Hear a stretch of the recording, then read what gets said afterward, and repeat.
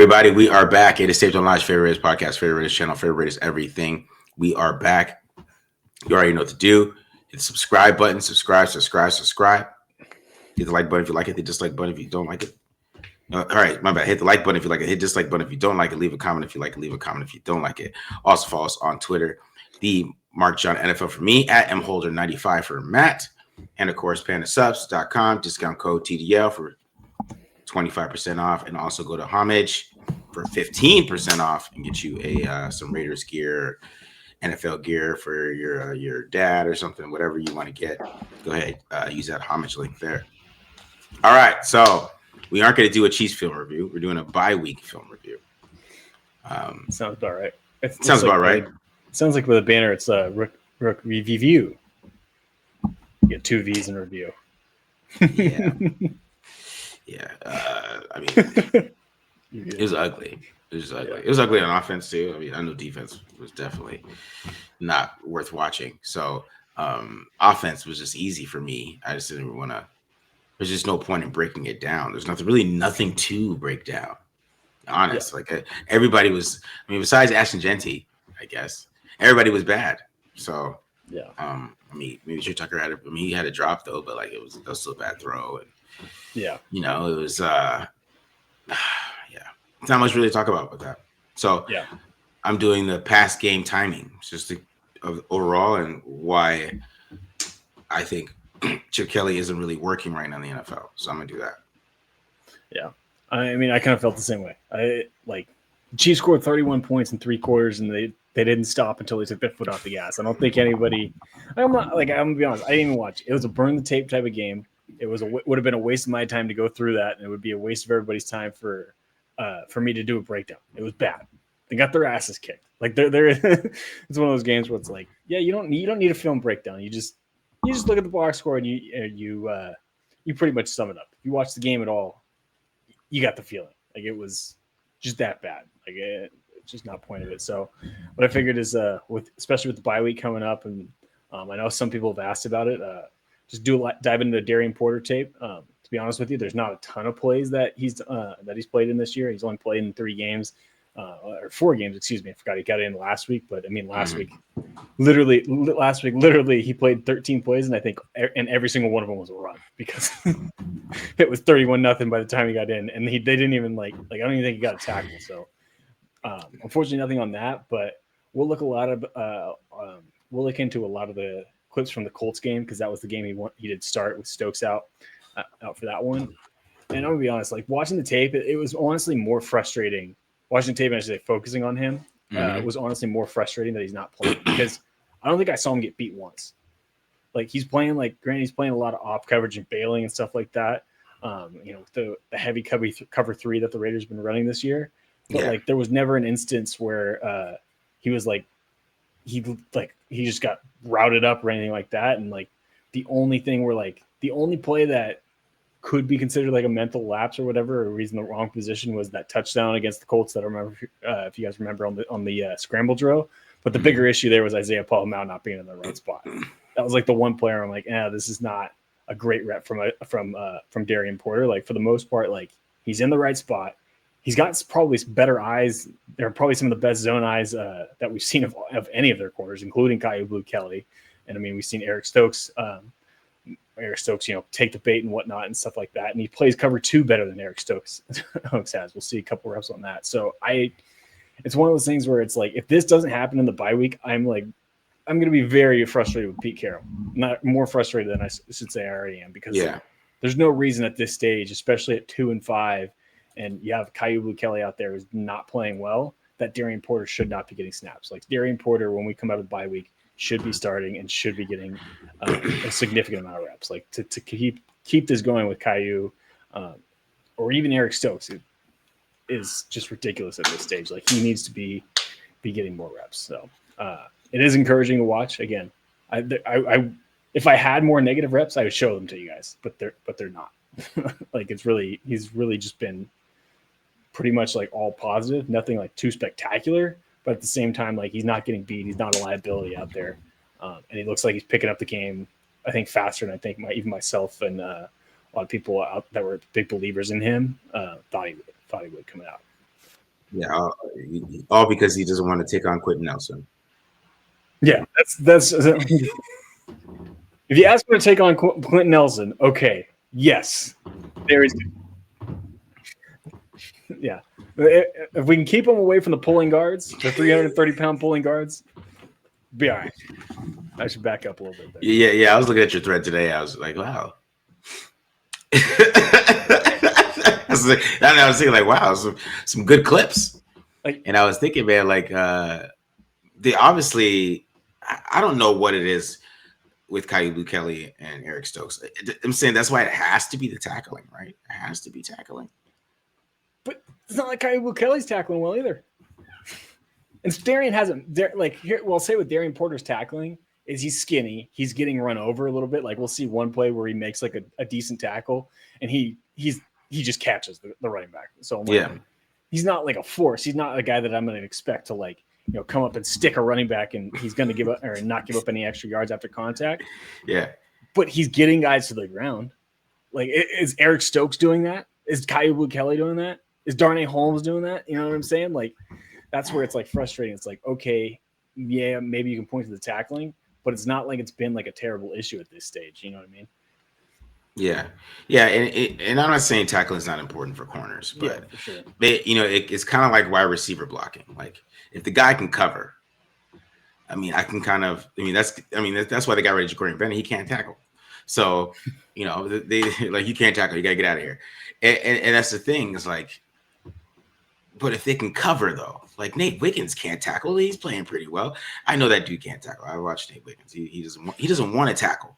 But you know what I'm saying? But he's out there on the Ravens. He's playing out there, right? He's not like, they're not like, oh, you can't tackle, Nate. You can't play for us. Like, yeah, that's and the same thing with like wide receiver blocking. Like, a wide receiver gets open all the time, and then he's not the best blocker in the world. Am I not gonna keep him off the field on first down? No, I'm not. You know what I'm saying? So that's how I feel about tackling with corners. Like, okay, but he can cover though. So like, this is a passing league. Yeah, and he can cover. He doesn't have to tackle. and honestly, like, how many opportunities? Well, you don't want your corner having 7 tackles, in my opinion. Exactly. Yeah. That's not a good thing. That means your linebackers are not doing something. Your corner has to come clean up.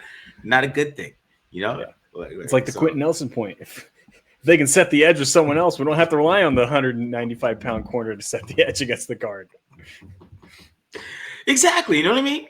Like, it's a weird way to look at it.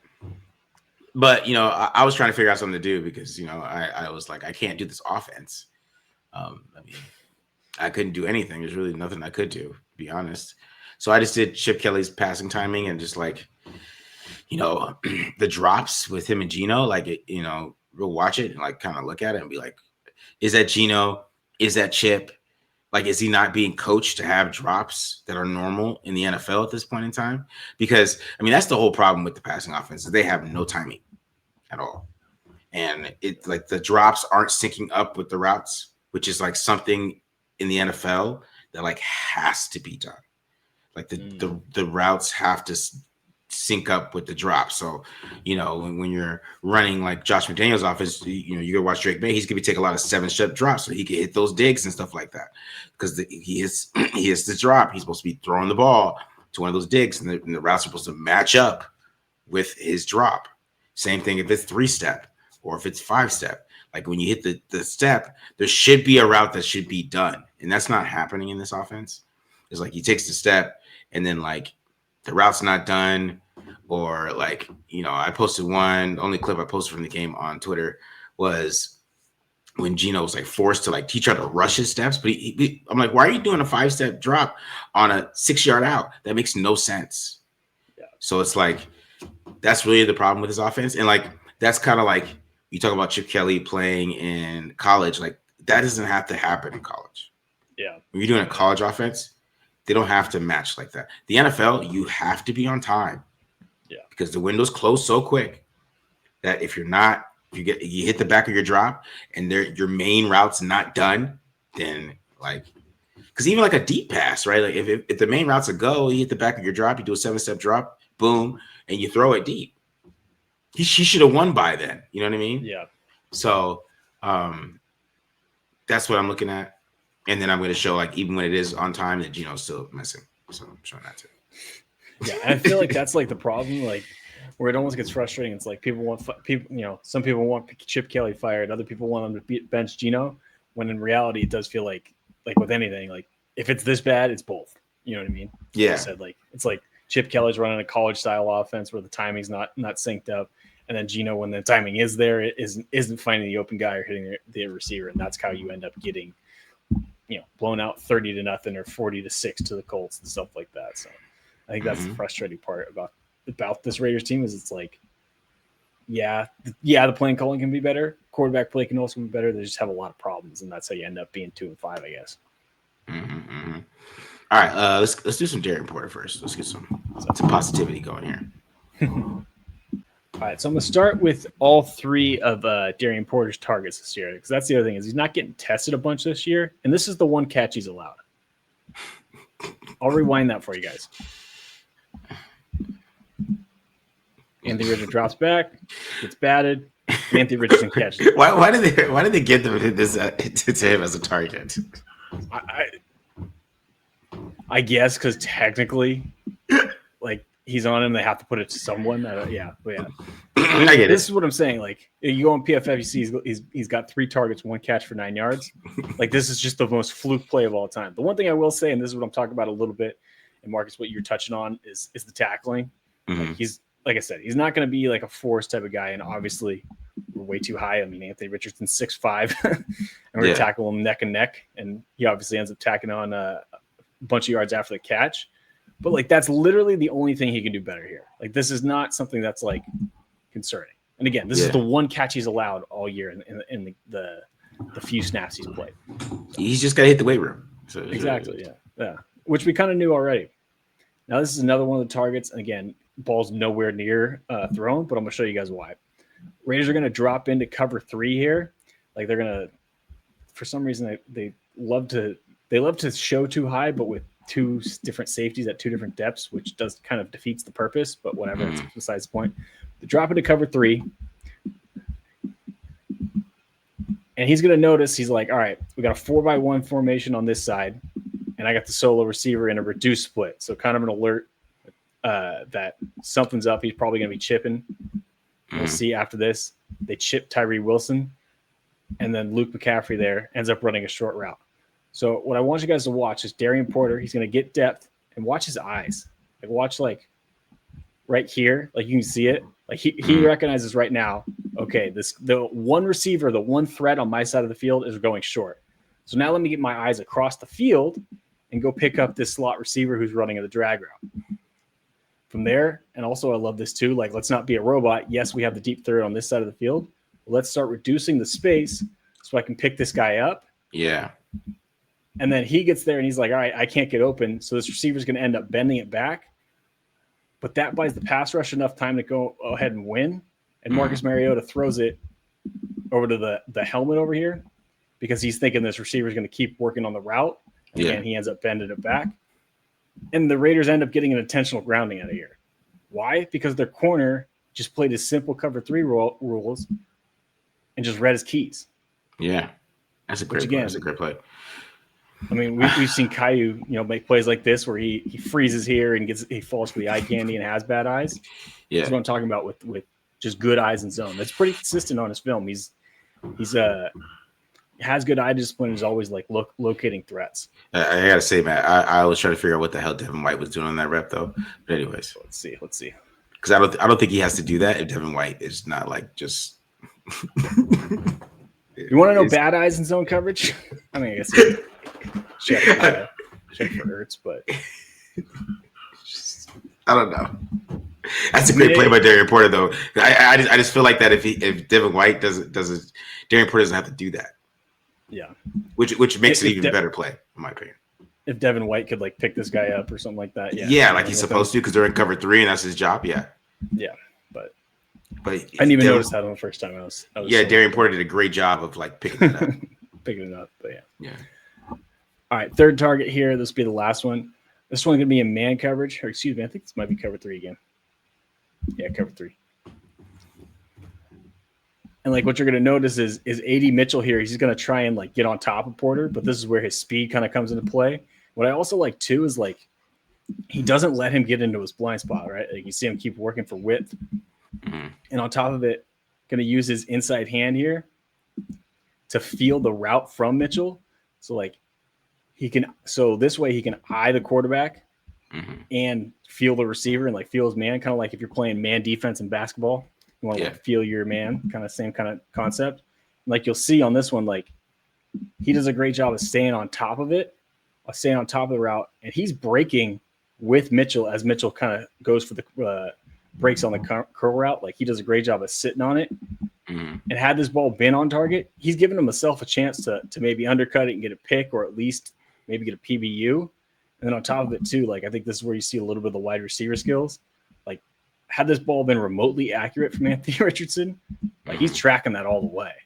Yeah. And ends up picking it. And the other thing is too that I want to point out, forgot to point out, is he's going to show press coverage pre-snap and then kind of just bail post-snap.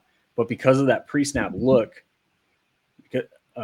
he's going to get Richardson to basically just commit to the go route. So even though Mitchell ends up running the comeback, like Richardson throws the deep route anyway. Yeah. And again, part of that too is Richardson just having great coverage and staying on top, or excuse me, is Porter just having great coverage and staying on top of the route. Yeah, you just threw it out of bounds. Good Lord. Yeah. All three targets. Next few plays I'm gonna admit are gonna be a little bit more like just kind of traits, and like you'll see him being in position, not necessarily making the play. This is part of what I'm talking about with cover 2. You'll see this pretty consistently. This one, the Raiders actually do a pretty good job of disguising. McCollum's gonna break late, and then Paul Lamau's gonna break this way. But what I want you to do is watch Darien Porter, how he kind of like sinks and continues to help on that deep route. This is third down as well. I believe it's about 3rd and 8, 3rd and 7. So he's going to carry that deep route just a little bit and just enough so that Daniel Jones comes off of it, and then Jones just ends up checking it down. And then on top of it too, like if you watch Porter, again, great eyes, breaks on it. I mean, compare this to the breaks we were watching a couple weeks ago from Kyle Kelly. Boom, backfield hits the ground, and he's right there. Now, Darnell Holmes makes a great tackle here in open space to force the punt anyway. But had Holmes missed, I mean, Porter's in a great spot too to end up cleaning it up and make the play. So again, more traits than like anything sort of production-wise. Yeah. But this is perfect cover 2 corner. Boom. So we've seen him play cover 3. Now we're seeing him play cover 2 and do it at a high level. I think this one's going to be, this one's the cover 6 rep. I mean, same basic thing. Again, like you'll see him start to sink, and he's keeping his eyes on Jones the entire time. And that's going to keep Jones from trying to take this whole shot, which is probably open because Paul Lamau doesn't get any width. Yeah. But because Porter kind of disguises it a little bit and keeps bailing. Paul Lamau guarding? Sorry, I'm just keep going. It took me. I legitimately debated 5 minutes whether this was cover 4 or cover 2 because of Isaiah Paul Lamau or cover 6. But yeah, no, it's definitely cover 2. That's just kind of how he plays it. He doesn't really get a whole lot of width. But okay. But yeah. But anyway, but this is what I'm talking about with Porter. Like he just does a great job of disguising the coverage. He's like, let me sink. And again, that encourages Daniel Jones to throw this quick out here. And same kind of thing. Back foot hits the ground. Now the ball, this one gets batted at the line of scrimmage. Like you can see, like had that ball reached the target, I don't know if he necessarily prevents or gets a PBU or anything, but he's at the very least in a great spot to be able to make the tackle for a short gain or no yards after the catch. Yeah. So it's like these types of reps are going to pay off later. You just got to give them the opportunity. I think this one's the man coverage rep. Let's see. No, next one. Now this first one, to call out Devin White here again, this first one might look like it actually is a target on Darien Porter, but it's not. Raiders are in cover 3, doing again their weird way they want to roll to it, where Jim just kind of basically just takes one step forward, and Paul Lamau gets to the middle of the field. So this completion's on Devin White because Devin White's the curl flat player, and he should be taking the flat or the out. What I do like from Porter, you see that nice little hit flip. Boom. That's athletic. Yeah, that's nice. That's athletic. Yeah, because Chin's supposed to get a little deeper there. I mean, because it's 3 buzz. Yeah, exactly. Yeah. So Chin's supposed to stay deep, and Devin White should be widening. Granted, I think they probably could put if to Devin White's credit, if he widens, I think Daniel Jones just hits Tyler Warren there anyway. But this is for a first down, though, isn't it? Yeah, they get the first down. They do get the first down on here. But again, Porter just bailing on that in his cover 3. I mean, the hips. Devin White is like his body's too athletic for his mind. It's just there's a few things going on, but yeah. I'm sorry.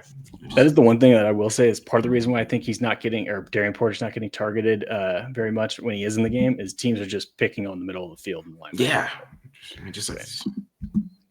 All right, man coverage this time. Again, just the route recognition that that we've seen from him, and the the football IQ is just what's most impressive. Like, you're gonna see him on this one, like he's so quick to recognize the short drag. Yeah. And what I like on this too is like he like squeezes it a little bit, like comes down about a yard, but also doesn't get himself like too out of position where like if Pittman were to take it up the field or anything like that, he wouldn't be able to cover it. Like, he's at a perfect depth right now is what I'm getting at.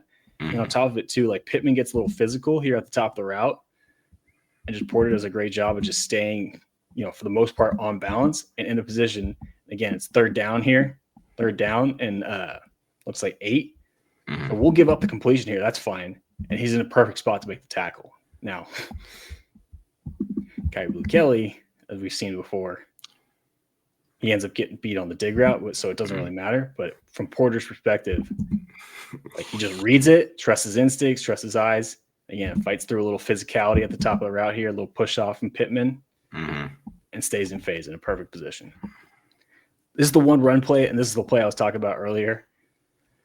Now, this is a situation where I think the Raiders kind of get a little bit of screwed by by their own play call, because what you're going to get is a pull lead concept out of 13 personnel with an extra offensive lineman in at the tight end spot. So Tunsil here, the left tackle, is going to down block, and I believe that's Adam Butler. And then the extra offensive lineman is going to down block Max Crosby, who slants inside while Porter loops around. They got a line game going, and they're also going to blitz both inside linebackers. And then this left guard is going to come kick out Jeremy Chin, which is not a matchup we want, while 82 here works up to the second level. Like, 82 does a great job of blocking up blocking up Adam Butler. So what that does is that gives the offense the matchup they want. They get the corner on their running back and meeting him in the hole. But again, this is what I'm talking about with Porter. Like, yes, he's not the most physical tackler. He catches Bill Merritt here, but he gets him to the ground, and it's a 4-yard gain. We will take that, because again, this is the matchup the offense wants. Like, if you're the Washington's running backs coach, you're pissed at this dude because he doesn't run over the corner, or he doesn't make the corner miss. And even though they got the matchup they wanted, because if he doesn't, it's one-on-one with the safety in IPM, and that's at the very least an explosive play, maybe a touchdown. So again, that's where it just gets frustrating for me. That's just where it gets frustrating for me with Darien Porter, because to me, he's doing everything the coaching staff is asking him. I mean, in those few clips we saw, cover 3, doesn't get beat over the top, picks up guys when they're crossing the field, shows good eye discipline. Cover 2, stays deep to help take away hole shots, and then has the change of direction skills to be able to drive on the underneath job. Man coverage, staying in phase and recognizing routes. And he's at least providing some run support. Like, I'm not saying to sit there and say he's like a great run defender. But that's what's frustrating me. Is like, this guy's doing literally everything you're asking for of him, and the people ahead of him on top of it are struggling. He's not playing. And you're not playing him. Now, again, I'll give him a little bit of grace. I think we all sat here and said, like, Darien Porter's a bit of a project. He's probably not going to start right away. But if he's not starting out of the bye week, that's coaching malpractice at this stage. Like, like, he's just playing. Like, he's, again, not doing anything, game changer or anything like that. But he's executing what you're asking him to do, and you can't ask for much more than that when other guys aren't.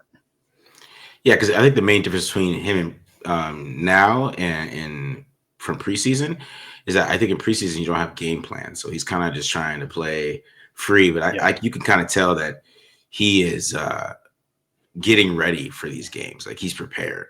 Like that's what he looked like. He looked like he was he was prepared for what they're going to do. Like, okay, this concept, I can maybe cheat a little bit here because if they go deep, then I could just keep sneaking and I can drive up on these concepts. Like, it looked like he was prepared, right? Like he's out there watching film and then his athleticism starts popping off. If you have that intelligence and then you're moving around like that, that's when you know you have a good corner. Because to me, that's the first thing I noticed is like when he was in preseason, it was a little bit more of them just playing cover 3 and like things would happen. He's had to react. And now he's not really reacting. I feel like he wasn't really reacting. He knew what he was seeing. And then like, and then reacting from that way. So it's more like what I would say, just like calculated. Everything was like, okay, I know these concepts of what are happening in front of me. And that's why, as I'm talking about, because him making up for Devin White when Devin White's supposed to take that crosser. And he comes and takes it off. That's film watching. So film watching. It's football. I'm with you, man. You know what I mean? Yeah. Let the kid play, man. Well, what's the worst that can happen? You know what I mean? Yeah. You lose, you get burnt. Or maybe he goes off. Like that's what I'm saying. Like it looks like that. He has some talent, man. Like he hasn't really been challenged yet. Yeah, and again, I think part of it is you can attack the Raiders in the middle of the field a lot more than some other teams, and obviously they have issues at the corner. But yeah, like quarterbacks aren't trying to test him because he's in the right spot. Yeah. And again, he's not getting beat. So yeah, it's frustrating, but I think I feel like they'll start to turn the corner because, I mean, like you said, how much worse can it get? Well, not much because I think Kyu Blue Kelly has given up more receiving yards than any corner in the NFL right now. So can't get any worse. And to be honest to me, like Kyu Blue Kelly's not good enough to get like this, like long of a rope. Yeah, 100%. Yeah. I'll say it. I'll sit there and say it. I thought he played well in the preseason. I thought in the season opener, I thought he had a good game too. But at this point, like I'm sitting here telling you, like I was a fan of his. I was rooting for him, 2 months ago. But you got to make a change. And part of me wonders, like, does Pete Carroll like have favorites and like the Kyu's like his guy or something like that? Because I don't know why he trusts him over Darien Porter at this point, or even to Cameron Richardson. We haven't even seen Cameron Richardson take a snap yet defensively. Yeah, it's not like they're loaded at talent at corner. Yeah, it's just wild to me because like I don't believe that a guy with that caliber of pedigree in the NFL of not being really a starter and being like a practice squad guy does not get this many weeks. Yeah. It's crazy to me. Yeah. All right. So we talk about the offensive passing timing. So I start off positive here. We start off positive. Looking at some of this stuff here. So here is the first one, which is gonna be good timing on this one. You see Gino stop back, boom, balls out, get a little chance for some yak. Look at that great route by Jacoby Myers too. Go ahead, watch the Steelers if you want to watch it. Go ahead. If you're Steelers general manager, you're watching this. Look at that route by Jacoby Myers. Look at it. It's great. 3rd round pick, please, for that. Please. But yeah, back to my point is basically you see at the drop. I mean, when he hits the back of his drop, the route is over. Right? And you get the ball out on time. And that is like, if they ran offense like this all the time, they would be a whole lot better offense. I don't care how Gino's playing. If they just had these kind of timing on these routes, it would be a whole lot better. You can kind of see it from this side. It's just quicker. Boom, get it down, 3-step, ball out. First down. Great route by Jacoby Myers. All right. You kind of see the same thing on this one with the timing of it, right? Because then the ball's out quick. It beats the coverage. You could throw it in between the coverage now. You probably think Trey Tucker's running wide open for a touchdown here, but this is the timing how NFL offense should be, right? Boom. Yeah. Ball's out right there. Hit that for a first down. That all makes sense right there. Yeah. It's one of the situations where, yes, someone else is open, but his first read is open. Yeah, exactly. And he got the ball out on time to it, even with his little bit of tight coverage there. Yeah. All right. So now let's get to where it looks like when it's bad. Okay. So I'm just going to let this run. And you kind of get to see it, how late he is to Jack Best, right? And you're like, okay, maybe that's Geno's fault. And I really like this is a great route. I mean, this is him against Trent McDuffie. I know McDuffie's playing inside leverage. Just look at this route by Jack Best, okay? Jack Best gets him to open up a little bit, right? And then just snaps it. Look how wide open he is on Trent McDuffie. Damn. Right? But Geno hasn't even finished his drop yet. He's not even finished the drop. Mm-hmm. His drop's not finished. There's no route finished, right? There's really no routes could be finished by the time he gets to the back of his drop here. So he has to rush it, right? This ball should have been out already. Like, yeah. You know what I mean? Like, this should, just based on the timing of the main route here, it's 3rd and 6. If he just stops like right there, that's all he had to do is just take a slide drop, in my opinion, right? And then this ball's out on time, and he's hitting Jack Best on the money, and Jack Best is continuing running. Now you could say maybe 38 makes tackle, but he's worried about Thornton, right? That ball's already out. He is running up the field because he's going to catch the ball. If it's an accurate pass, it was just, I am taking the guess there. But you know what I mean? Yeah, that's the difference between a catch for 4 yards and a first down. Yeah, and also get some more throws to Jack Best. If he running around like that against one of the best corners in the NFL, like he's got to get some more routes too. Okay, I just want to say that. Let's get him some routes. All right, so here's another example of the timing just being off here, right? So on this one, ended up being a 3-step drop, but like Thornton's not running a 3-step drop route. He's running a 5-step drop route because the drop's over. Okay, he's not. Where's he going with this football?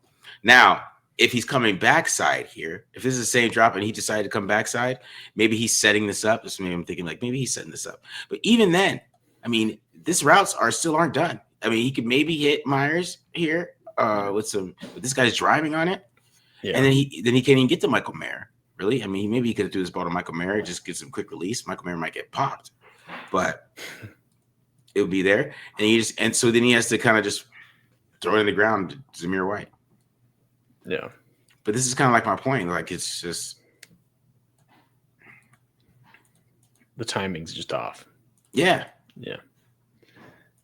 And go ahead. I was going to say, if he hit the check down, like the timing on the check down is off too. Cause like there was a point where I'm like, oh, he could hit the check down for a catch and run, like right now. You know what I mean? Yeah. Like that's set up for Zamir White to potentially pick up the first down. But then Zamir has to wait for the ball. And it's obviously inaccurate. Mm-hmm. Yeah. And that's what I'm saying. Like, you even watch it here. Like he should be in the position to throw the ball here, but he's not. Right. So then he has to come bounce over here. I mean, you can say he could have threw this ball, but I still think he's going to throw to Jacoby Myers. He's not throwing him back to Mayer. Yeah. That's why he kind of took it down because he didn't even look at him. But yeah. All right. So here's the interception that he threw at the goal line. And this one's a perfect example to me about the timing just being off. All right.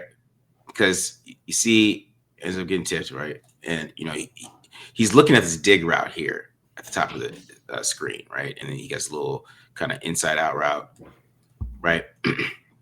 Now, my thing is like he's already at the back of his drop. There's nobody done with the route here. Yeah. Yeah. Like not even close. Not even close. There's nobody done. So he has to sit here and hitch and stuff. And then, like I said, the NFL players are just too smart for this. Because, I got on him about hitching twice. Yeah, he hitched twice here. He probably should have just hitched once and threw it, and maybe he has a chance to throw a touchdown. But he also should have been taking a longer drop here. There should have been a drop. He takes what, like a big, kind of almost a 3-step, kind of 5-step, right? On a deep developing dig route, he should be taking at least 2 more steps here to allow Best to get into that so he can throw it on time. Or throw any of these routes on time. Yeah. It's frustrating. You know what I mean? Mm-hmm. So yeah. And that's what I mean. So like, I talked about, Geno hitching too much, which he did. He did hitch too much on this. But also it's just the timing. Like there's like, look right here, guys. Like in most of the NFL, somebody's done with the route here. Somebody. Yeah. But nobody is. right? I was gonna say, or the quarterback's still dropping. Yeah. And that's the bad part. That's what's going on here. And then you can even see it on this one with Ian Thomas. Now this one's weird because like this drop that Geno does is not even like a drop. So it's just like mechanical or something here wrong, or maybe he steps on Genti's foot. I don't know. Yeah, but right, this is not even a drop here at all. This is just there's no timing with this. What kind of footwork is that? No timing at all. So at least he picked up the first on this one. I know he got some good blocking. Yeah. This game is the one that pissed me off. This is the game that he got the best blocking for the run game and pass blocking. He threw 3 interceptions. Right? It's like what is this drop, man? Is that on him or is that? I think this one's a little bit more on him, but yeah. I mean, footwork from a 13-year vet is like I got to put that on him. Like, I'm sorry, you shouldn't need to be coached up on your fundamentals like that. Exactly.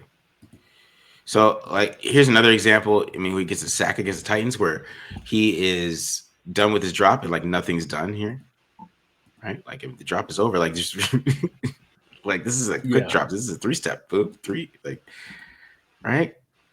Yeah, Jesus.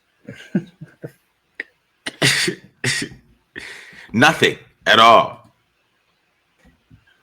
And like this one, I thought he could have threw the post to Myers here on this one, right? But like it's just the time he should have took a longer drop, in my opinion, right? Because this allowed him to think too much, I think, instead of just letting this ball rip to him. Yeah. Right. And then it was too late, or if he's waiting on if it's designed to Trey Tucker, that's definitely not going to work, right? Because it's just not going to take. It's just like that ball should have been like out quicker, but it's like this is a constant theme. This is. I mean, this was really what's wrong with the passing offense and why Chip Kelly's not working. But we can get into when the timing is good and Geno just misses. So here's one that's perfect timing. Look at this. It's great timing with the routes here. You're getting kind of a drive concept, right? This is drive concept, old school West Coast offense type of stuff, right? Get the dig, get the shallow, then you get the dig over top. This is injured Brock Bowers. Look at this route. Injured Brock Bowers runs. For a one knee, Brock Bowers. Wide open, great route, but Geno just throws it behind him. So it did score on this drive, to be fair. It did score on this one, on that drive. Be fair. Now, this is just from the game this past week, and this is like the play. This play just frustrated the hell out of me. Because I'm going to let it run, and you guys just see if it's just to me, I would have benched him after this, to be honest. This is why I can't be a coach, Matt. He's on the bench. Dig your boy. Yeah. Well, not even that, though, because we're going to go over this. Because, so this is a choice route. This is like a NFL choice style. Sometimes they have a dig over the top. Sometimes they do choice. They do a corner. This is one with a dig. So you're going to see Michael Mayer do a choice route right here, right? Michael Mayer reads this great because you're getting, I believe this is, what do they get to?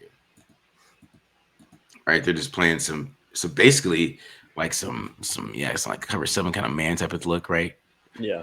Right, but they do a great job of getting them mixed up here. And Geno is already at the back of his drop, so this is not Chip Kelly's. This is NFL offense.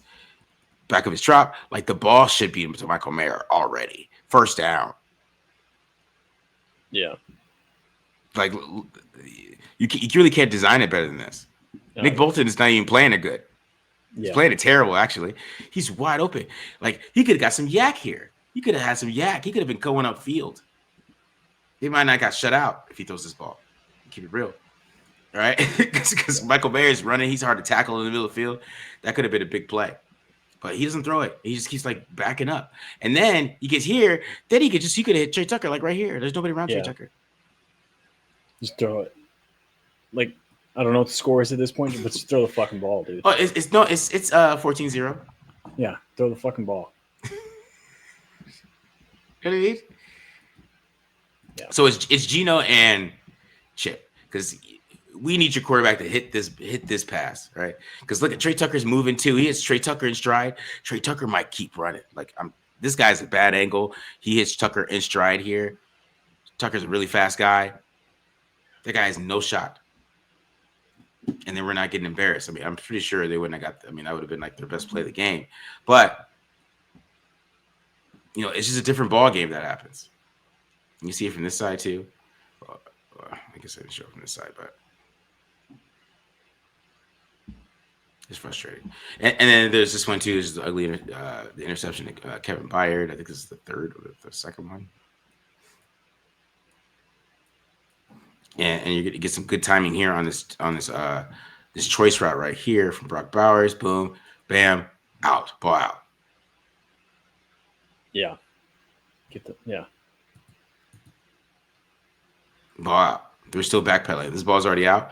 But for some reason, he doesn't like that, and then he decided to go hit the, decided to throw an interception instead. Yeah. That was pretty damn good coverage by Byard, but yeah, it's awesome play. But yeah. I'm curious, and maybe there's probably no way to answer this question, but the plays where how am I trying to say this? Where he's like hitting the top of his drop and no one's open. Do you think is that play design or is that Geno not executing his drop properly? And again, you probably impossible to answer without knowing the actual playbook, but like I said, like some of them it felt like it might have been Geno a little bit, but he's like cutting his drop too short a little bit, or like trying to rush it, or like maybe he doesn't like the timing and he knows it or something in his head, yeah. But yeah, they're not running an NFL offense right now. Gotcha. So, and when they run NFL offensive plays, Geno looks a lot better. Now, is he missing still? Is he not seeing it? That's the problem. Like, that's kind of the problem too. Is when they do some normal NFL stuff, he is not executing. So it's like you got college drops, and then timing's off, and then when the timing's right, Geno's off. And that's why the whole passing game looks like shit. And that's why they average 14 points a game right now. Yeah. Gotcha. So it's a multifaceted issue, is what you're telling me. Yeah. And, I don't know if Kenny Pickett's going to come in there and make it better. I don't know. Yeah. But for some reason, they were really hyping up Aiden O'Connell coming back. So I think there's a... And I defended them trading for Kenny Pickett because I got it when Aiden O'Connell was out for 6 weeks. But if they trade a 5th-round pick for Kenny Pickett and then just immediately play Aiden O'Connell, I'm going to lose my shit. I'm like, you know what? You're going to lose your shit a couple times this week, man. What's up? You're about to lose your shit a couple times. It's like Spy Tech, I've had your back, whatever, on a few things. But if you traded Kenny Pickett to rent him for 6 weeks, or trade a 5th-round pick to rent Kenny Pickett for 6 weeks, yeah, now I can't fucking defend you anymore. Get the fuck out. Because he's like Aiden's coming back too, man. Aiden's coming back, and we expect Aiden back to be after the bye week too. And I'm thinking like, whoa. Yeah. Are you about to play Aiden? You're about to, because that's what I'm saying. Like they might, like, I don't know. Aiden's he's won games in the NFL. What if he comes in there and balls? That'd be hilarious. I mean, it'd be awesome. But at the same time, I'd be sitting there again, being like, "Why?" Then I would be on the camp of, "Why did you just sign someone off the street to sit in street clothes for 7 weeks, for 7 games?" But, hopefully these guys are. Yeah, I will say it was like Kenny Pickett gets in the game and immediately fumbles the snap. I'm like, God damn it, dude! No, everything everything associated with this season is just turning to shit. Man. It's just how last week. Everything's in question. Everything's in question, man. All right. So I hope you guys enjoyed this episode. Subscribe.